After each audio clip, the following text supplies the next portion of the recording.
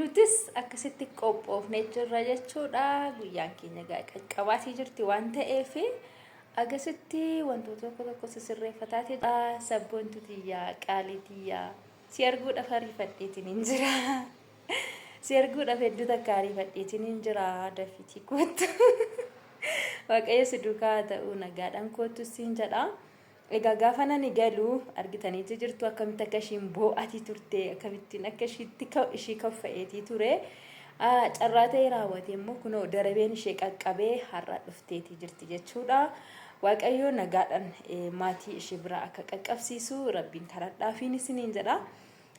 Egaa maal goona osoollee xoo ta'ee dhugaa dubbachuudhaafi anumatu dhaqee fuudhatiin ture ammallee ani dhufeetiin si fuudha jennaan inni didde jechuudha. Akkasuma hiriyoonni isiillee warreen kun jechuudha akkamittiin ishee laffaastaa lakkii jedhanii raawwatanii na didanii waan ta'eef hin ta'u naan jettee raawwattee na diddee malee ani dhaqeetiin fuudhuudhaaf qurxeeffadheetiin ture jechuudha. Inni akkasii isiniin jedha sabboonti tiyyaa qaalii tiyyaa haadha koofi nagaadhaan naaf kottu. Sikasi jaalladhu kan si kabaju ni beektaa na waaqayyoo ija nagaadhaan wal argisiisu siin jedha giifti kiyya. Baga waaqayyoo darabee kana siif kenne baga nagaadhaan dhufte gaafa nani galu baay'ee tokko boo'atii akka turte hiriyoonni isii akkasuma daawwattoonni isii argitaniitii jirtu. Har'a immoo kun darabeen isii ga'eetii isinillee dhuftee jirti. Kanaafiyyuu waaqayyo nagaadhaanii maatii isii fi ilmoo isiitiin wali isii agarsiisu. Anarree waaqayyo nagaadhaanii angani isii argutti na tursiisu. Innaa hedduu takka gammadeetiin hin jira baay'ee tokko neegatii jira arguudhaaf jechuudha. Geeta anii fi sabboontuun jechuudha sooshaal miidiyaadhaan malee qaama wal argineetii hin beeknu. Garuu bakka akka nama qaama wal argeetiif jechuudha yaada wal jijjiiruun keenya waliif dhaga'uun keenya bakka akka nama wal biyya tokkotti dhalateetii fi naannoo tokko jiraatu fi nama lafarratti wal beekuti malee nama sooshaal miidiyaatii wal bareetii miti. Soo kanaafiyyuu nagaadhaan naaf ooltu gifti. Ajjaadha jechuudha.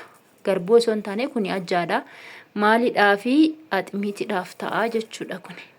Hamma seetanani na garbuummoo isinitti argisiisaa qaba.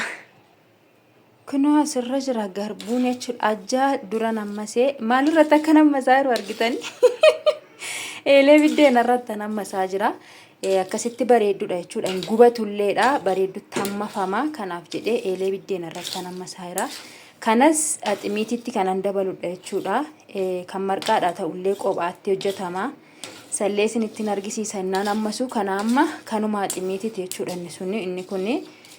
Axmiiti dhumaa fi nama saayira jechuudha. Isa kana akkasitti kinoo'e eelee biddeen irratti. Innaa akkasiin isiniin jedha. Egaa torbee tokkitti itti naa beellamanii egaa ji'a koo akkam fixeedha jechuudha. Kan isaan natti himan jechuudha. Torbeedhaan booda har'i guyyaa 21 miti gaaf guyyaa 28 deebitee dhuftaa naan jedhani. Innaa gaafa sana mucaa fidadheen dhufa yookiin hin beeka. Na akkasitti kan amma ximiitiidhaaf nammasaa jira jechuudha. Kan marqaatis wajjumaan nammasaa dura shakee waa hunda isaa qopheesseera jechuudha midhaani.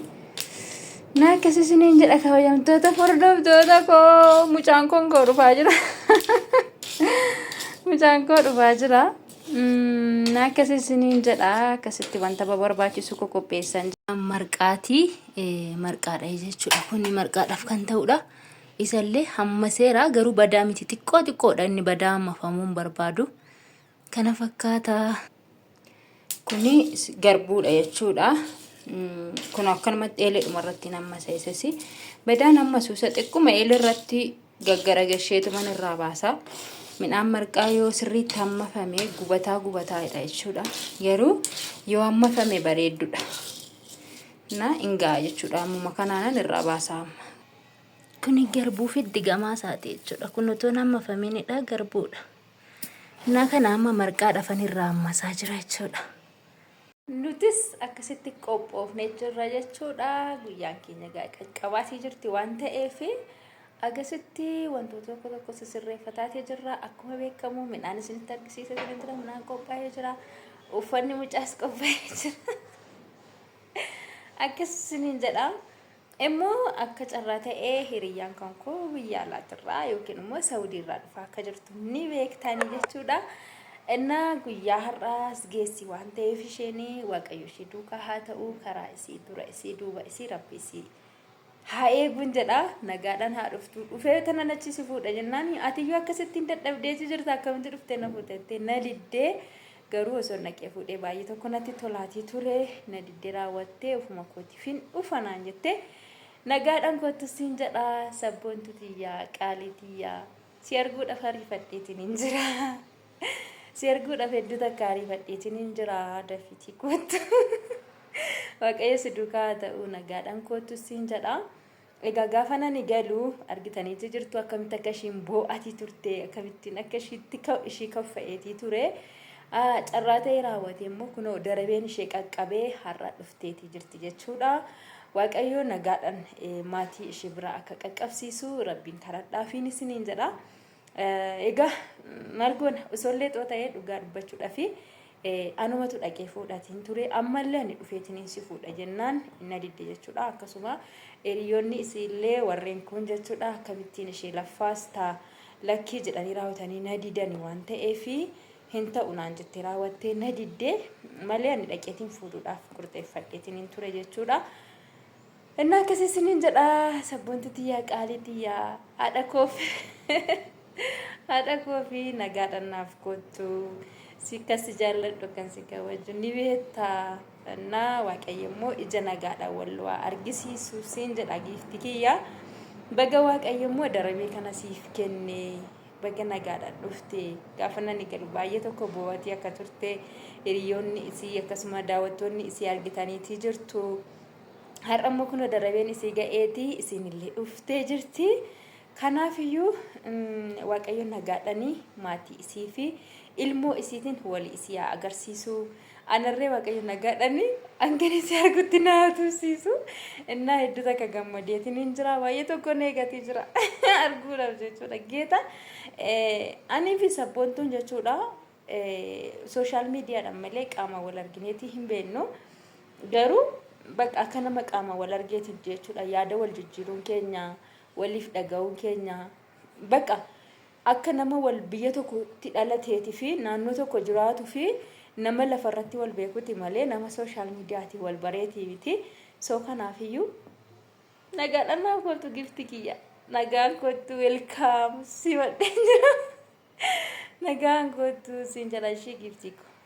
Guys, midhaan aximiitiidhaaf ta'u kunoo akkasittiin qopheesse jechuudha. Inni kun ruuziidha. Ruuzii biyya keessaa jedhama. Biyya keessa biyya alaa kun xaafiidha. Hammasamee jira jechuudha innis. Inni kun immoo boqqoolloodha jechuudha. Boqqoolloon illee shakashakamee hammafamee. Inni kun immoo qamadiidha. Qamadiin illee shakashakamee hammafamee.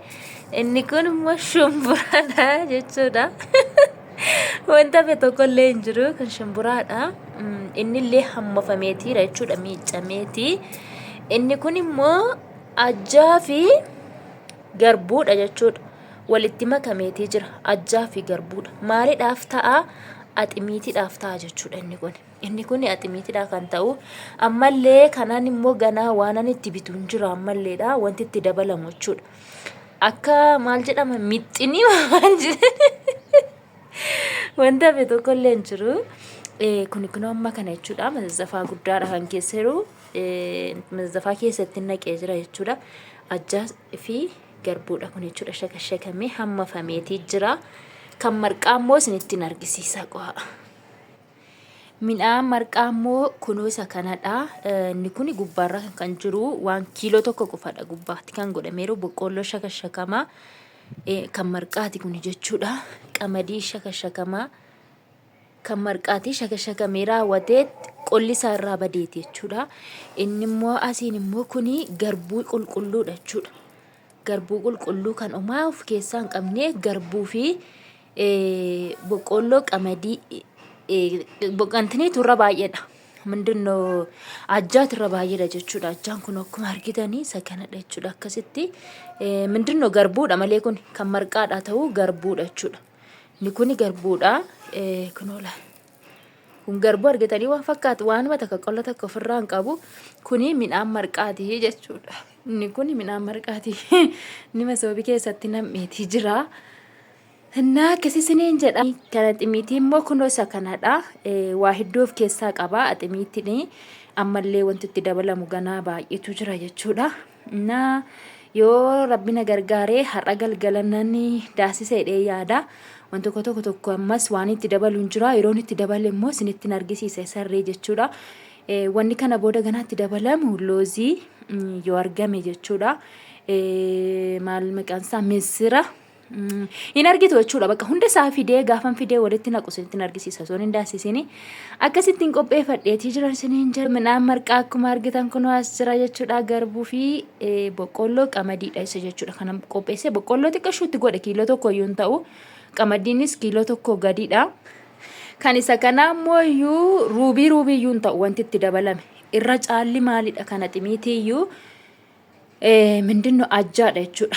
Ajjaatu irra caaladha. Garbuun iyyuu baay'ee miti ximiitii keessa kan jiru. Ajjaatu baay'eedha. Wantoonni itti daddabalame ruubii iyyuu hin taatu jechuudha. Innaa waan hafe immoo booddeenaa itti dabalu isinitti argisiisa. Yeroon hammas argitanii jirtu. Amma immoo uffata mucaa kootii biteen isinitti argisiisa. Turtiin keessan anuma wajjin haa ta'u. Midhaanicha itti dabalus immoo booddee isinitti argisiisa. Amma mana hin jira ba'uufin jechaa jira. Uffata immoo dura biteetiin hin jira waan ta'eef isinitti argisiisa. Kottaa na waliin. Guys, uffanni immoo kana mucaadhaa bitee kana fakkaata jechuudha. Kun akkuma argitanii isa kanadha akkasittiin jira. Kuni jechuudha babbaaseen isinitti argisiisa. Hin argitu. Kanadha. Achana ta'u. Ammas inni kun immoo tisheertii jalaan jechuudha kan uffatamu uffata adiidha. Guddaadha garuu gurguddaan bitee waan nama dhibu uffata gurguddaadha jechuudha. Innaa boorsaa keessaas baneen isinitti argisiisa qofa. Kana keessa dura bittinneesseera. Kun uffataan kan qabsiifamu uffata isaa akka lafatti hin harcaaneef jechuudha. Isa kanadha. Ammas immoo inni kun immoo iyyuu mana yaalatti nama gaafachiisa waan ta'eef uffata mana yaalatti jechuudha kuni. Kun akkasiidha. Akkuma argitan jechuudha. Kun iddoo tokkotti bitama hundi isaayyuu. Kanadha. Kun mana yaalatti nama gaafachiisudha. Kun afur jechuudha. Afur iddoo tokkotti bitamti wanti ittiin ishee. Isaan kanadha. Kun uffata faana kan bitamee kaalsii intini minaaminidha jechuudha waan beekon wanta. Beeku wanta. Kun uffata wajjiniin kan dhufuudha. Kun uffanni kana fakkaatti. Kanadha jechuudha. Kunillee kaalsiidha. Kuffiyyaa isheen kun immoo qobaatti bitamti. Nan diige malee ani isheen kun qobaatti jechuudha. Kaalsii kana faana. Kaalsii fi guwaantii wajjin bitamti jechuudha isheen kun. Kun akkasittiin iddoo tokkotti bitamti kaalsii fi guwaantiidha isheen kun. Kanadha. Uffata wajjiniin jirudha jechuudha inni kun. Maaqafaadha inni suni. Kuffiyyaa qaba. Kana fakkaata jechuudha. Uffanni mucaa kana fakkaata kun.